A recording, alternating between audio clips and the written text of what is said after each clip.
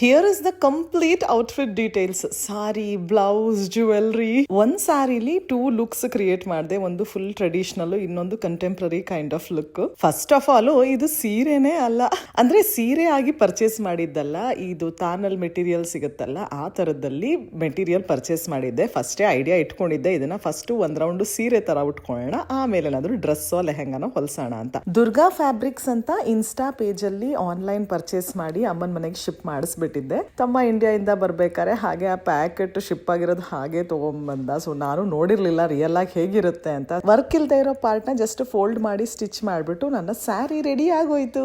ಇದನ್ನ ನಾನು pink velvet work blouse ಜೊತೆ ಪೇರ್ ಮಾಡ್ತಾ ಇದ್ದೀನಿ. ಇದನ್ನ ನಾನು ಮೈಸೂರಲ್ಲಿ ಯಾವ್ದೋ ಸ್ಟೋರ್ ಅಲ್ಲಿ ತಗೊಂಡ್ಬಂದೆ, ರೆಡಿಮೇಡ್ ಇತ್ತು blouse. Pure silver kundan jewellery from Mahabharana ನಾನು ಪೇರ್ ಮಾಡ್ತಾ ಇದ್ದೀನಿ. ಸಖತ್ ಹೆವಿ ಅಂಡ್ ಸಖತ್ ಸೂಪರ್ ಒಂಥರ ರಿಚ್ ಲುಕ್ ಕೊಡುವಂತ ಜ್ಯುವೆಲ್ರಿ. ಇದಕ್ಕೆ ಇಯರಿಂಗ್ಸ್ ಮ್ಯಾಚಿಂಗ್ ಇರಲಿಲ್ಲ, ಸಪರೇಟ್ ಬೇರೆ ಇಯರಿಂಗ್ಸ್ ತಗೊಂಡು ಅದನ್ನ ಮ್ಯಾಚ್ ಮಾಡ್ಕೊಂಡೆ. ಹಾಗೆ ಒಂದು ಹೇರ್ ಸ್ಟೈಲ್ ಬನ್ ತರ ಹಾಕೊಂಡು ಸಿಂಪಲ್ ಆಗಿ I am all ready. Bangles ಕೂಡ ಪ್ಯೂರ್ ಸಿಲ್ವರ್ದು ಗ್ರೀನ್ ಕುಂದನ್ ಬ್ಯಾಂಗಲ್ಸ್ ಹಾಗೆ ಆ ಗೋಲ್ಡ್ ಬ್ಯಾಂಗಲ್ಸ್ ಪೇರ್ ಮಾಡಿದಕ್ಕೆ ತುಂಬಾ ಚೆನ್ನಾಗಿ ಕಾಣಿಸ್ತಾ ಇತ್ತು. ನನ್ನ ಸೆಕೆಂಡ್ ಲುಕ್ಗೆ ಜಸ್ಟ್ ನಾನು ಬ್ಲೌಸ್ ಮತ್ತೆ ಜ್ಯುವೆಲ್ರಿ ಮಾತ್ರ ಚೇಂಜ್ ಮಾಡಿದೆ.